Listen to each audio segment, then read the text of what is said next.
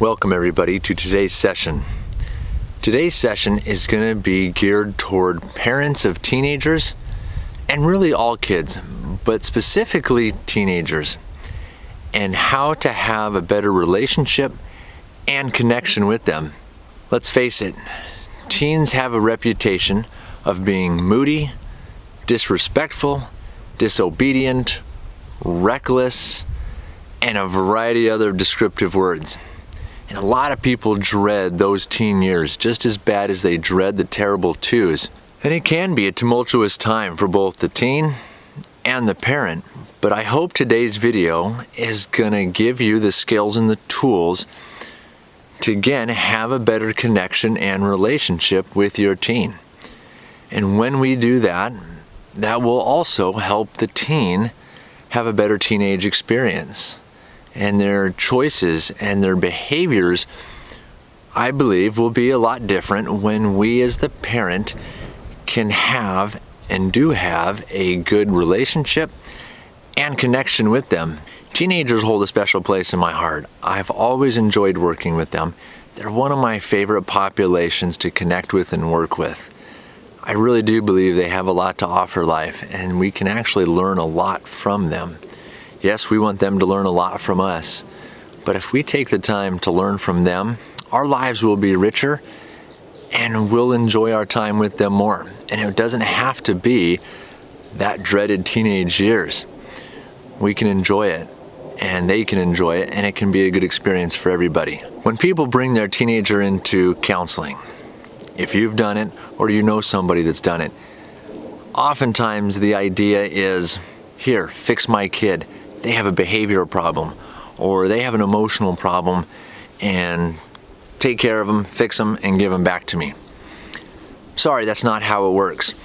When I work with teenagers, I let the parents and the teens know right away that I not only want to have sessions with the teenager, but I also want the parents to come in and learn the skills and tools that they need to better connect with their teen. The first thing I want to go over is a paradigm shift, or a different philosophy or way of thinking in how to raise and connect with your teen. And that is looking at relationship versus behavior. And I think a lot of people, and probably especially dads, tend to focus more on the behavior. We as parents want to control our teens' behavior. And if they're behaving a good way, then we can have a good relationship with them. Focusing on behavior isn't necessarily a bad thing. I just don't think it's the most effective. My personal philosophy, both professionally and personally, is that we want to put the focus and the emphasis on the relationship. Now, some may be defining or thinking I'm talking about being our kid's best friend and not their parent. And that's not what I'm saying.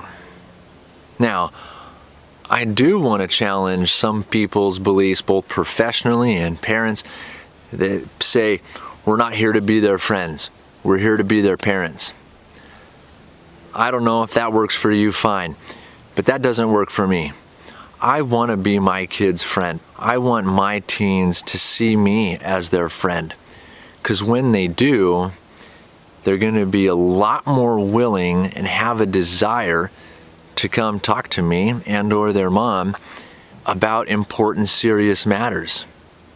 And that's probably one of the biggest reasons teens don't talk to their parents, because they don't feel that their parent looks to them as a friend. Now again, there's balance in this, and I'm not saying be their buddy friend always and never be their parent and focus on behavior. Of course we have to do that. But there has to be, again, a balance in being their friend and being their parent.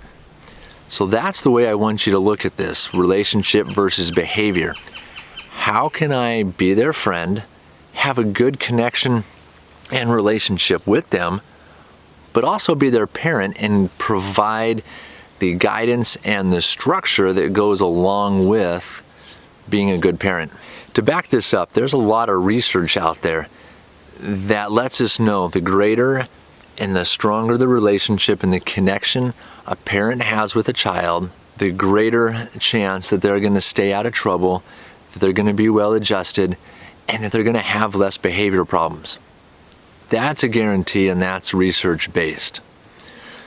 So please, if you have a different philosophy, just hear me out and take the time to finish this video and hear what I found to be really effective in developing a greater relationship and connection with our teen.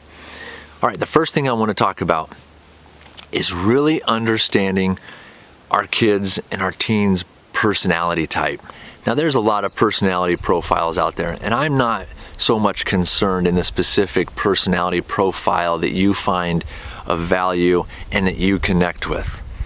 But as long as you find one that connects with you and that helps you understand the personality of your teenager, and not only your teenager, but understanding your own personality, and then how to understand how your personality and their personality go together, what their strengths are and what their limitations are.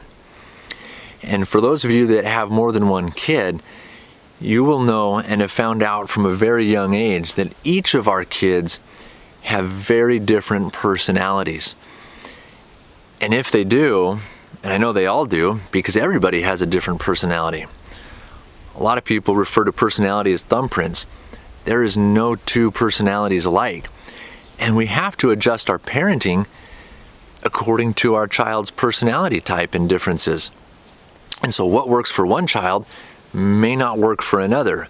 Now, that's not rocket science, but I think it's important to note. And again, most of us parents have figured that out already. But so that's the first step I would have you do. Find a personality profile that works for you. Learn about it, learn about your child's personality, and learn about your personality. It'll be fun, and I believe it'll be very helpful. Now, the personality profile that I tend to gravitate towards and connect with is the Color Code by Taylor Hartman. You can take a look at it. You can go on colorcode.com and take a free version of the personality test, and it can give you an idea of what yours and your kid's personality is, and you can start there. But again, if this one doesn't work for you, that's okay. Find one that works for you. The next thing that we want to talk about is this idea of love language. And this comes from Gary Chapman's The 5 Love Languages. I'm not going to spend a lot of time on it, but I just want to emphasize the importance of knowing and understanding your teen's love language. So I would highly recommend getting The 5 Love Languages for Teenagers by Gary Chapman and having your kid take the test, again, having you take the test, but really understanding what is your kid's love language. Really quick, the 5 love languages are quality time, acts of service, words of affirmation, gifts, and physical touch. Now, I'm a firm believer that kids and all people need a healthy dose of each of these love languages. But it's really important to know which one your teen really connects with feeling loved by. And so if your love language is different than your kids, and it probably is, then it's going to be really important to know what your kid's love language is and then learn how to speak it.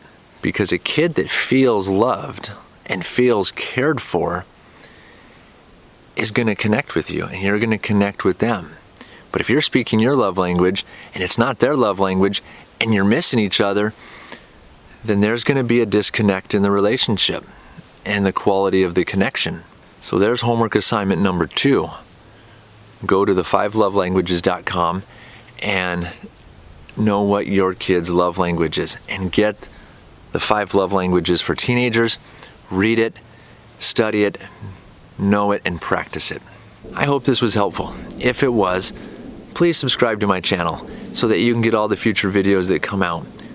Please give it a thumbs up and comment on what was helpful to you. And if you have any other ideas and what's worked for you in connecting with your teen, I would love to know.